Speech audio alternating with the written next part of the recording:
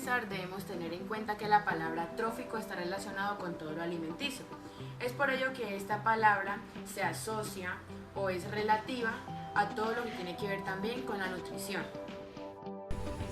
Bueno, ahora sí vamos a hablar sobre una red trófica. Antes de entrar a conocer este concepto debemos tener en cuenta dos términos muy importantes que son, primero, cadena alimenticia, que es aquella que describe cómo la materia y la energía pasa de unos seres vivos a otros en los que su cadena se alimenta de una cadena anterior para luego pasar a ser alimento de una cadena siguiente.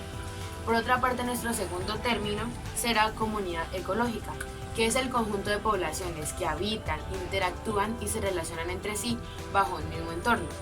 Conociendo ya estos dos conceptos, podemos entonces entrar a decir que una red trófica es la interconexión natural de todas las cadenas alimenticias pertenecientes a una misma comunidad ecológica.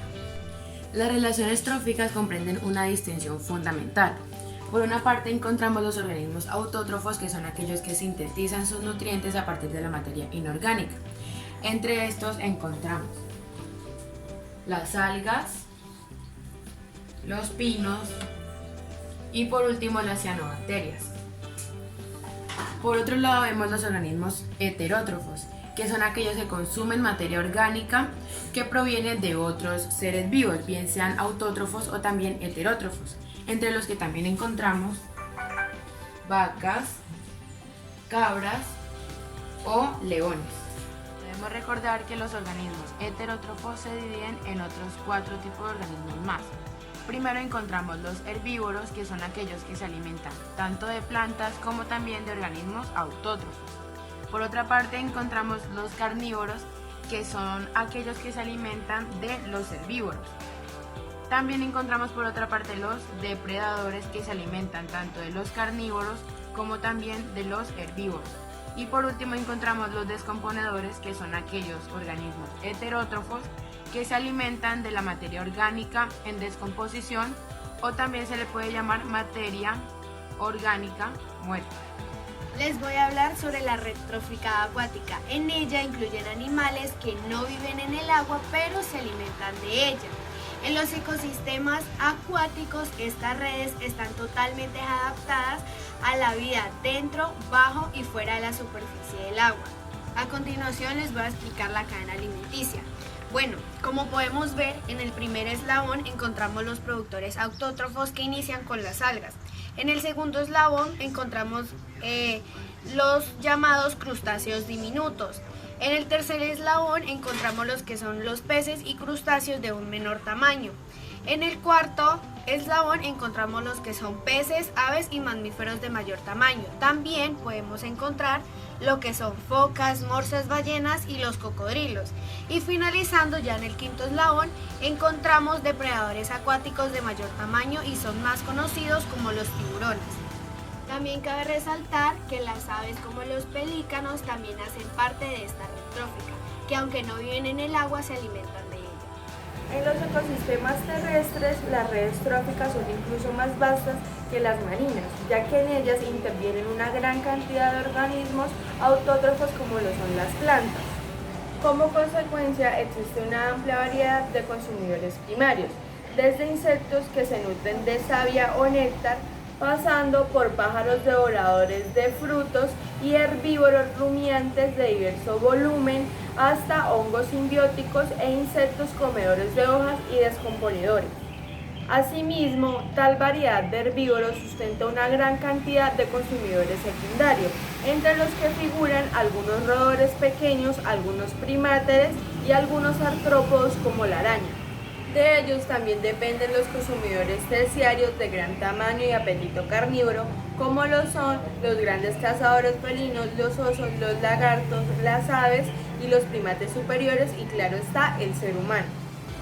En la siguiente imagen podemos observar cómo la planta es el productor, el ratón es el consumidor primario, la serpiente el consumidor secundario, el búho el consumidor terciario y por último tenemos los hongos o las bacterias, que son los bioreproductores, los encargados de descomponer toda la materia orgánica de esta red trófica. Vamos a hablar sobre las redes tróficas y las cadenas tróficas. Las cadenas tróficas son lineales e involucran a una única especie. mientras que las redes tróficas son la combinación de estas cadenas para crear un mapa donde se vea cómo fluye la materia o la energía en las relaciones tróficas de un lugar determinado. Entre más lejos se encuentran los organismos de los productores, menor tiende a ser la vida. Los requerimientos nutricionales y energéticos son más altos cuando la especie es de mayor tamaño. A continuación, la pirámide trófica está seccionada en unos niveles y estos a su vez están compuestos por unos eslabones tróficos. En la primera parte o en la base se encuentran los productores. Estos se dividen en dos dependiendo qué energía utilicen. Pueden ser fotosintéticos o quimiosintéticos.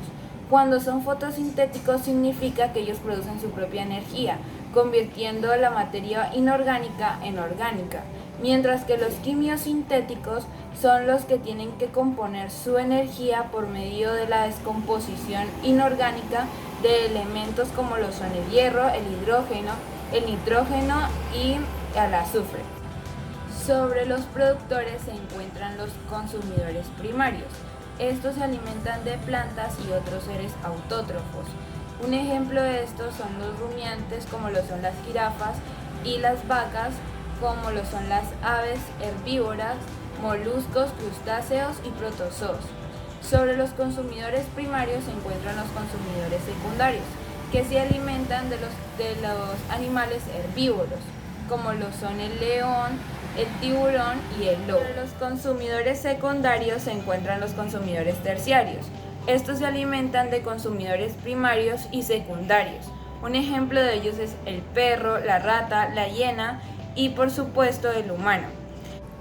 Sobre los consumidores terciarios se encuentran los descomponedores, que son heterótrofos y se alimentan de materia orgánica en descomposición, o sea, muerta. Un ejemplo de descomponedores son los cuervos y las hormigas. Y existen dos tipos de bacterias, como lo son las bacterias Azotobacters, que son las que se alimentan de raíces de algunas plantas, y las Pseudomonas, que son las que se alimentan de las flores y animales en descomposición. También existe el moho acuático, que es aquel que se alimenta de la flora en descomposición. La red trófica del desierto.